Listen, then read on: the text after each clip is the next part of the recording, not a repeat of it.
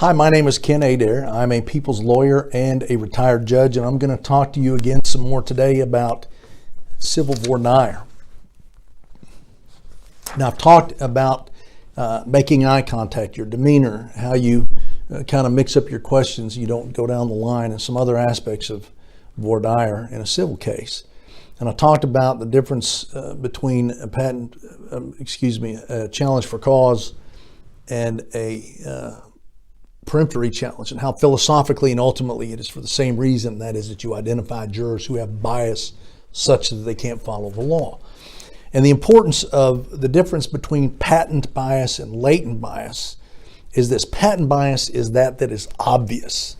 It's just so obvious, it's just right there. And like I've said in the past, that a challenge for cause presents itself to you in the process of engaging a juror who's willing to engage with you. You've established eye contact, you've established a connection, you've made them feel safe because you honest to God care what they think and why they think it. And there's no danger. It's a safe place. There's no danger in them opening up to you. And then they say something and you just look at them, you thank them, or you just at least honor them with your demeanor. I actually tend to thank jurors when they say something that I don't like, and I thank them for having the courage to say it, knowing that I probably didn't want to hear it. And it sounds contrived, and it's something I learned, but man, it's so true. When a juror told me one time that she thought all plaintiffs' lawyers were greedy, and I'm a plaintiff's lawyer, and I'm standing right there in front of her. Now, before that day, before I had learned from a lawyer out in California about this issue, under every rock of fear is a pot of gold, he taught me that. And he's a brilliant lawyer and a great friend. Told me that, and I looked at her and I said, man, thank you so much for saying that. I know that was hard for you to say, helping her save face a little bit. I know that was hard for you to say, and I know you knew I didn't want to hear it, but I appreciate you having the courage to say that. Now, I think she was being a little bit of a jerk. I wasn't sure, but she was adamant. And then I continued to ask her questions instead of running away from her and pretending like or acting like I had something to hide. I didn't. I was thrilled she said that to me. And I was able to have her stricken for cause. That's patent, obvious bias. Latent bias is subtle bias. That's where the words coming out of their mouth and their facial expressions and their body language belie one another. Something she said 30 seconds ago doesn't match up what she said just now, and now she's making excuses. You know they don't belong on your jury, they can't follow the law, and they start they desperately want to be on the trial. They want to be in the jury that ultimately hears the case. And that's latent bias. You can't tell the judge, hey judge, did you see her eyes shifting back and forth? Did you see that her facial expression is indicating that she's not being honest? That's latent bias. That's where you don't move for a challenge for cause. Don't move for a challenge for cause unless it's been handed to you and you have permission from the juror to do it. Because then you have to understand these jury members, especially if you've had a couple of breaks, they've bonded. They go get sodas together, get coffee together, go have smoke breaks together. Now you have this jury that's starting to bond, and now you're picking on one of their people. You don't ask for a peremptory challenge unless you have permission to do it. That's my way of doing it. Also, it's problematic because when judges limit voir dire, they either limit time or they start.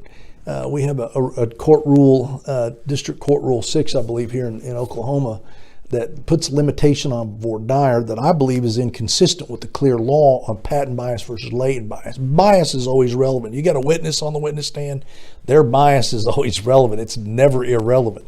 And I think the same could be said about jurors. You need to research the law in your own jurisdiction. When judges limit voir dire, the first thing to go is your exploring of latent bias. That is your own personal gut reaction as to what is going on there. Are they being honest? Do you believe they can follow the law as you see it and be a fair juror in this case? So the first thing when a judge starts limiting voir dire, either time or the kind of questions you can ask, you need to kind of push back a little bit because you don't want to lose that peremptory challenge, because a peremptory challenge is as important if not more important than a challenge for cause. I mean, the challenge for cause is more obvious, but the latent bias is no less damning to your case, no less damning to the ends of justice than patent bias. So understand the difference between latent bias and patent bias. Understand what the law says in your jurisdiction about patent bias and latent bias, and what your rights and obligations are with regard to latent bias. You have a right to know what jurors ought not to be on that jury. And when a judge limits you, you need to push back sometimes on the limitations they have, and make sure that you have the law set out before you in your jurisdiction about what latent bias is and what the rules are governing peremptory challenges. Because if the purpose isn't there, if it's just an exercise in striking jurors and you haven't had a chance to explore, what good is it? It's not judicial economy when there's no justice. And that's what judges like to say. It's judicial economy. That's why I limit voir dire. Hope this has been helpful. Again, this is a little bit longer than some of my other videos. Look forward to talking to you some more. Look forward to hearing some of your ideas about what you'd like to know that I have to say about voir dire, whether it's right or wrong, whether you agree or disagree with it, whether you think it may or may not work in your courthouse or your jurisdiction. I'd still love to hear from you.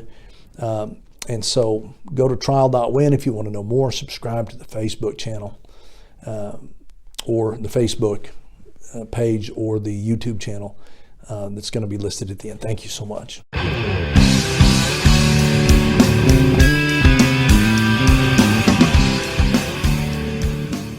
You know, one of the many things I learned as a district judge in 9 years is that virtually every lawyer comes to my courtroom for the same reason.